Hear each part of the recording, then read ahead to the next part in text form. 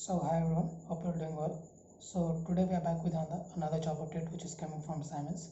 So Siemens is looking for an associate software engineer, and the students they are hiring are from batch 2019-2020.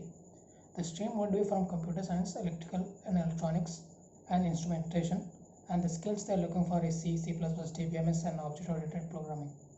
If we talk about the exam pattern, there will be 10 MCQs followed by 2 programming questions, and the package would be really great, which would eventually range from 3.5 to 10 LPA.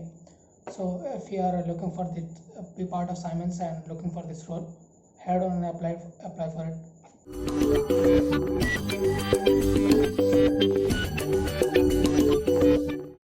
So as we head on into the link which I have provided in the description, will be redirected to the assessment link which has been hosted on HackerEarth.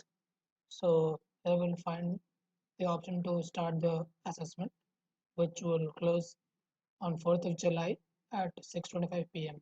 So it will be a duration of 3 hours in which you need to go through 10 MCQs and 2 programming questions, right?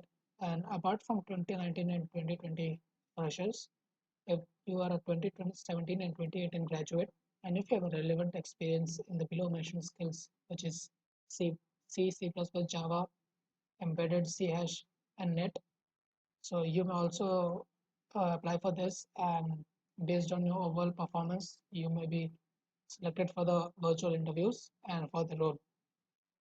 So you need to log in for HackerEarth and apply for the assessment. So that would be all about today's update, and go through the test ASAP, and all the best for your exam. So this update was kind of late, and we're sorry for that. So there is still window for you to attempt for this quiz and be part of Siemens and go through the recruitment process.